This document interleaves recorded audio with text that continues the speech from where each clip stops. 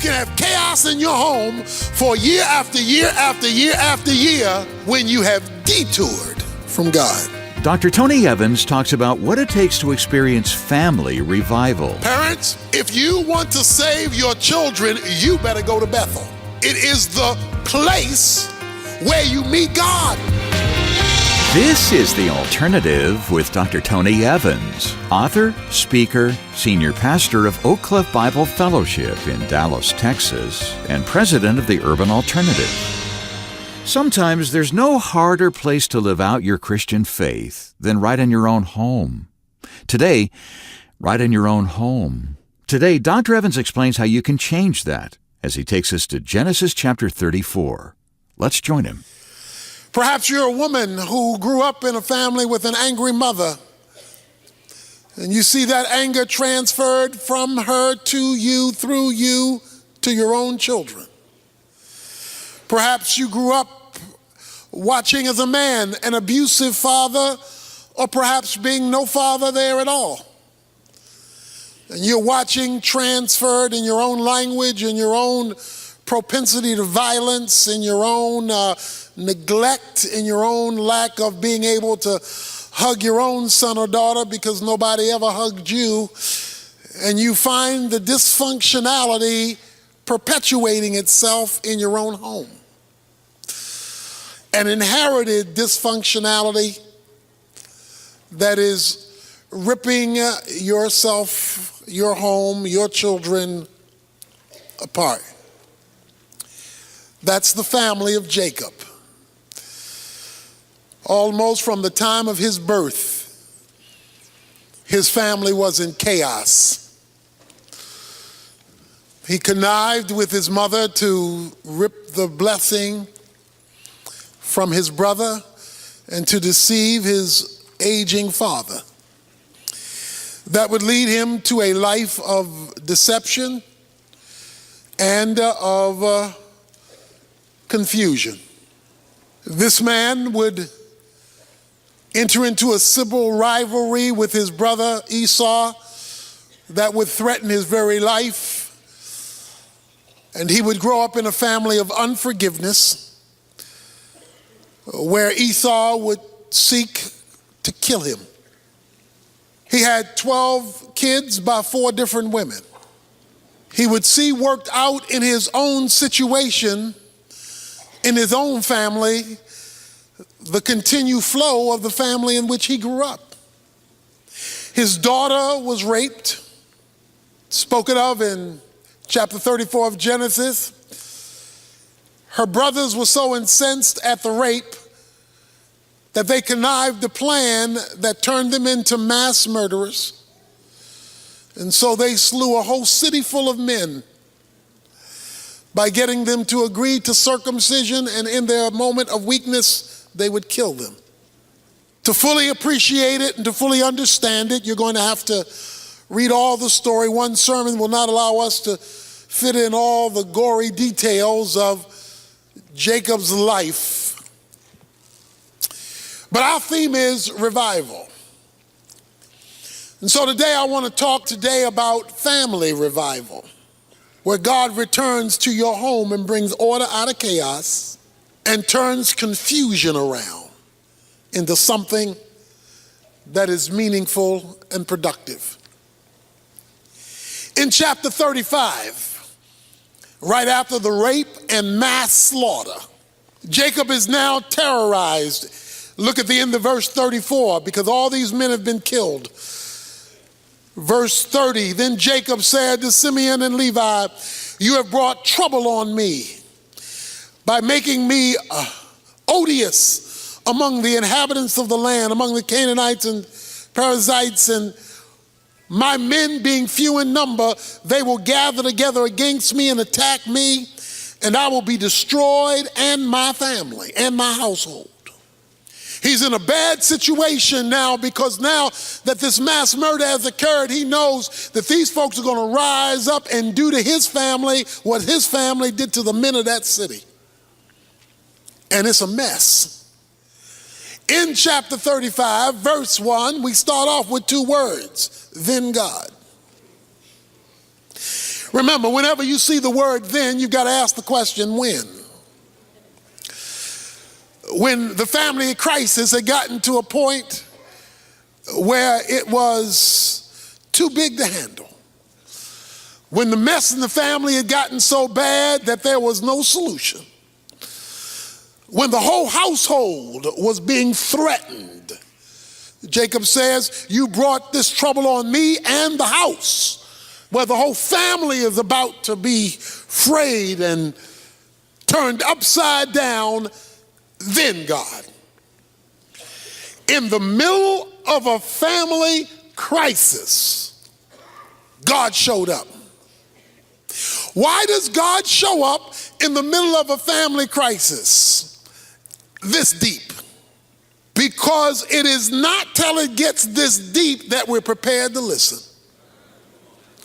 It is not till it gets so deep that everything is about to unravel that God can get our attention in the way God needs to get our attention, because we know we can't fix this.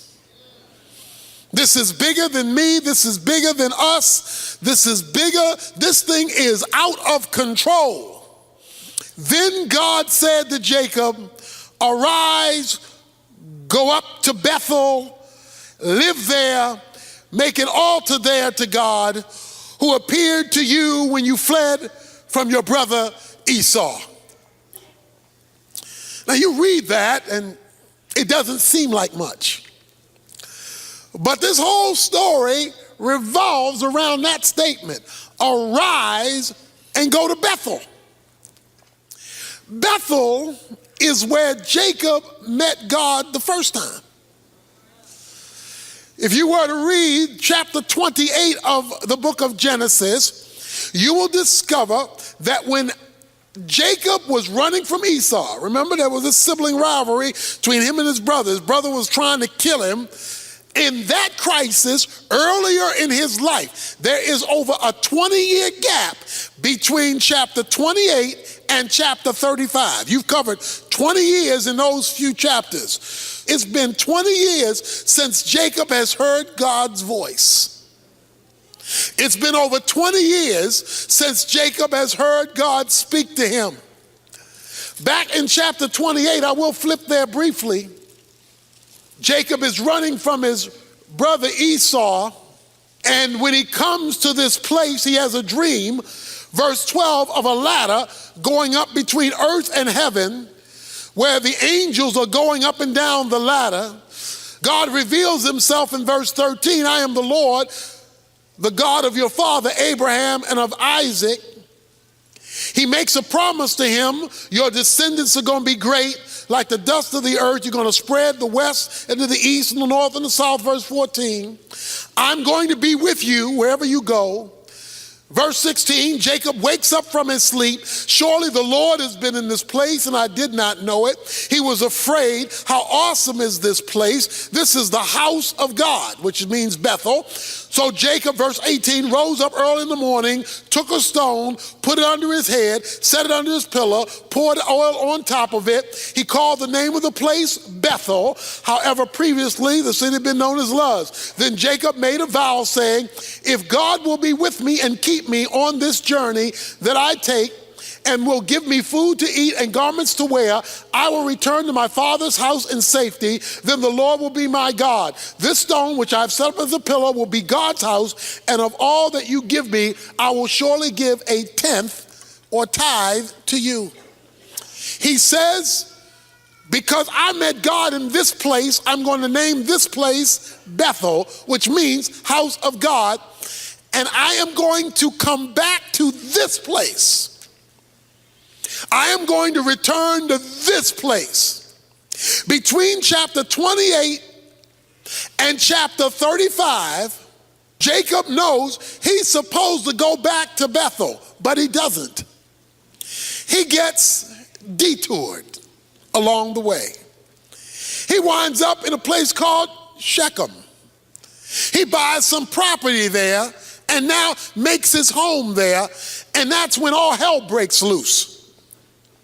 In other words, he doesn't do what he said he was going to do. he detours from what God's plan was and what God's direction was. Chaos breaks out in his life until he faces a crisis again, like he did earlier with his brother, only this time is with his children. And now the chaos in his own home, which was like the chaos in his father's home, produces God coming to him a second time, telling him, aren't you supposed to be back in Bethel? Wasn't the agreement you were going to return back to the house of God so that I could fulfill my promise to you? In other words, the reason why there was chaos in his house is that he detoured from the plan and will of God.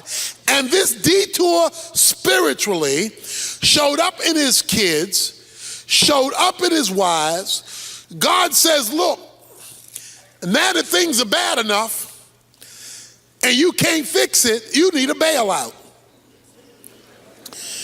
Now that things are bad enough and you can't straighten it out, maybe I can get your undivided attention. Maybe now you will go back to the place where you heard my voice and live there. You're not supposed to be living here. This is not your home. You are treating this foreign place like this is where I told you to go. You're living in the wrong location. You're living in the wrong house. You're living in the wrong city, and you want to know why you got a hot mess at home. You're not located in the right place. You have detoured from my plan and my will. There's chaos in your house. Go and live in Bethel. That's your home. Because that's my home, the house of God. Make an altar there to God who appeared to you when you fled from your brother Esau over 20 years ago. Now, what does this say? This says you can have a jacked up family for over 20 years. You can have chaos in your home for year after year after year after year when you have detoured from God. Dr. Evans will tell us how to ditch that detour and get back on the right road when he continues our message after this. When you were married, you probably got lots of advice on how to start your life with your spouse. But did anyone tell you how to pray together? As a couple, the most secure foundation you have is your relationship with God, and prayer is the greatest tool. In Tony's brand new book, Kingdom Prayer, Touching Heaven to Change Earth, you'll discover what makes Kingdom Prayer different from any prayer you've prayed before and learn how to connect with the confidence and peace it was designed to provide. As you learn how to pray in one accord, you'll build unity in your marriage and power in your partnership with each other and with God. If you pre-order your copy of Kingdom Prayer by October 3rd, you'll get it with some great free extras, starting with the download of Tony's book on revival, America, Turning a Nation to God. But there's more, and you can get all the details by visiting TonyEvans.org. Time is running out, so don't wait. Visit TonyEvans.org today. And while you're there, please consider making a generous donation toward the ministry of The Alternative. It's only because of faithful friends like you that we're able to keep Tony's teaching on this station. And to show our appreciation, if you get in touch with us and make any contribution, no matter the amount, we'd like to send you the CD version of Volume 2 of our current series, Marriage Matters, as our thank you gift. Contact us today to make the arrangements before this special offer runs out. Just visit TonyEvans.org or give us a call day or night at 1-800-800-3222. That's 1-800-800-3222. Well, right now, here's Dr. Evans with more of today's message. So there was a spiritual detour, but there's good news here. The good news here is that God spoke to Jacob. God was still talking to Jacob, even after 20 years. It's a bad family situation. It's messed up kids. It's messed up wives. It's a messed up father and husband, but God still spoke to him. You know when it gets bad is when God no longer talks to you, or you no longer are willing to hear if he does talk.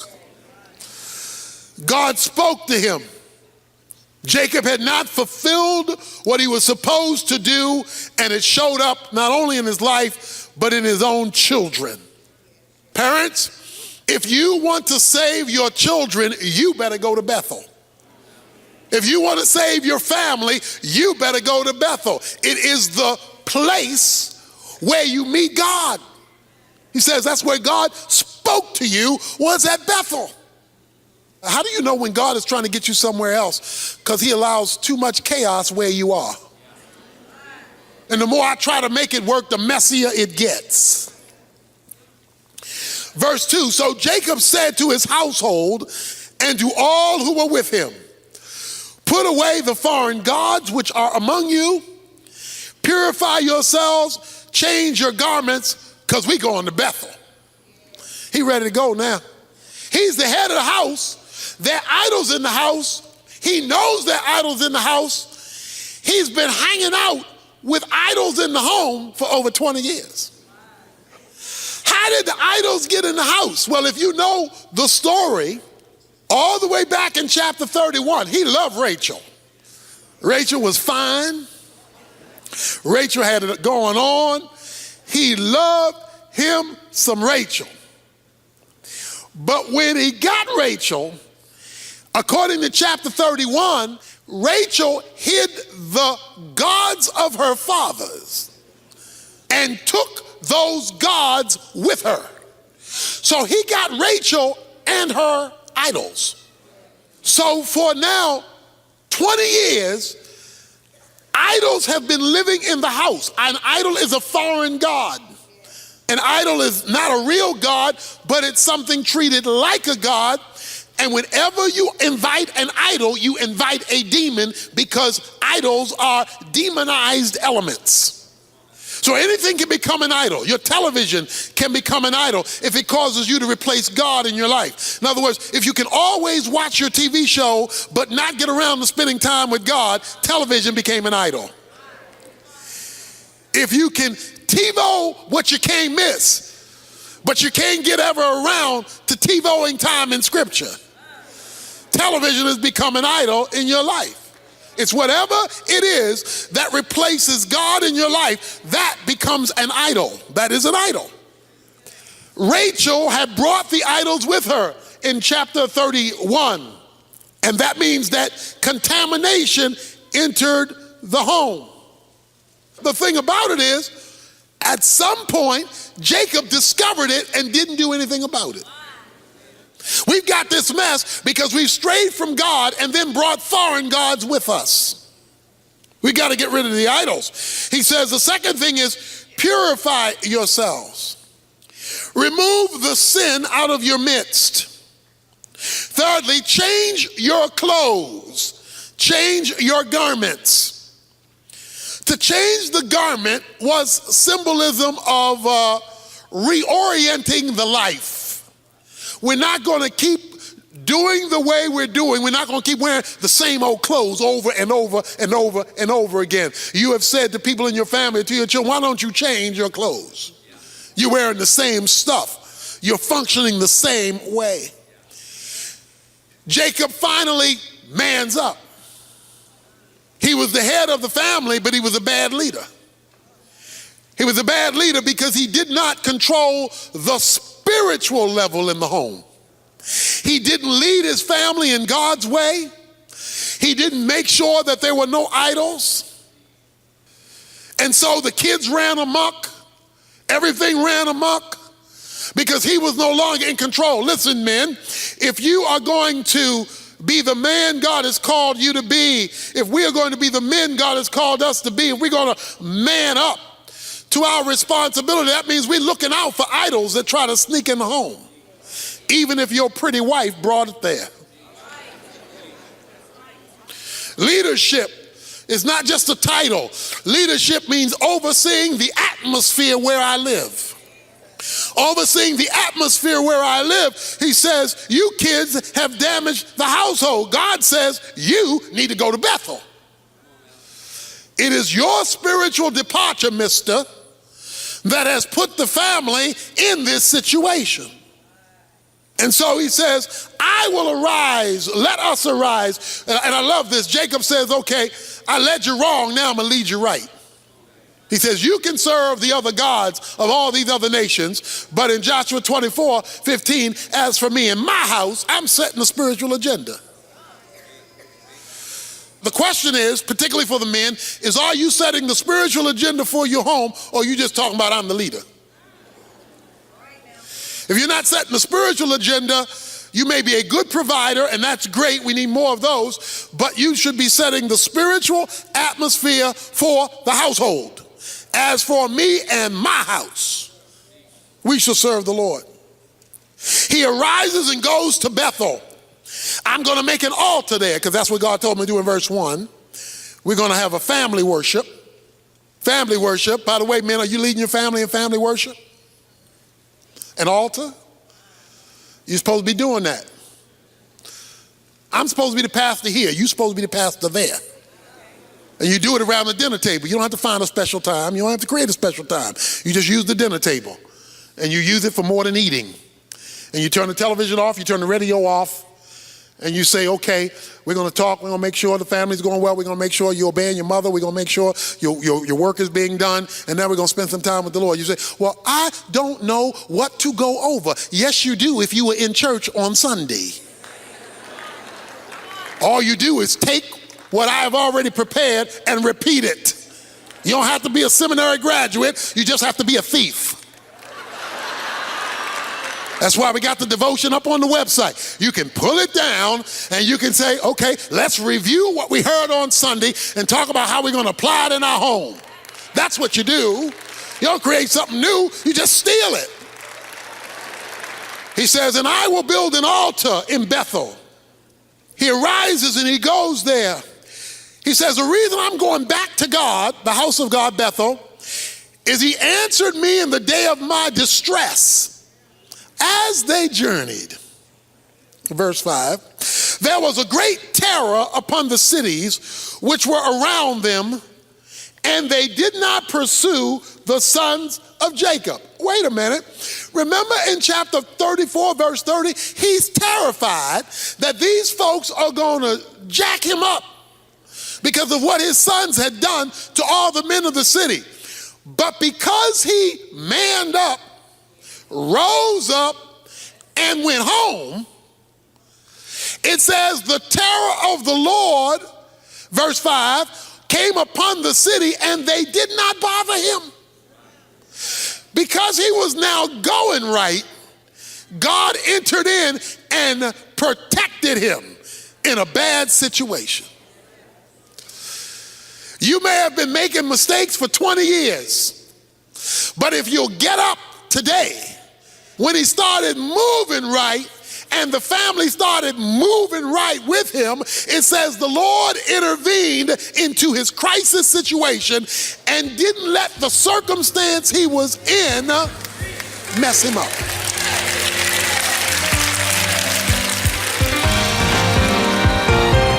Dr. Tony Evans, talking about what it takes to experience family revival, part of our current 14-part series, Marriage Matters. Remember, if you contact us right away and make a contribution of any amount to help keep Tony's teaching on this station, all 7 CDs in Volume 2 of this collection will be yours as our gift. Get details today at tonyevans.org before time runs out. And when you do, don't miss your chance to take advantage of that special offer on Tony's upcoming book, Kingdom Prayer, due to be released in October. As you heard earlier, if you pre-order it now, you'll not only be among the first to receive it, but you'll get a collection of free extras along with it. Visit tonyevans.org today to get the details. That's tonyevans.org. We also have staff members standing by in our phone center to help with your resource requests. You can reach them day or night at 1-800-800-3222. That's 1-800-800-3222. Tomorrow, more from Dr. Evans on how to make revival contagious enough to infect your entire family. I hope you'll join us. The Alternative with Dr. Tony Evans is brought to you by the Urban Alternative and is made possible by the generous contributions of listeners like you.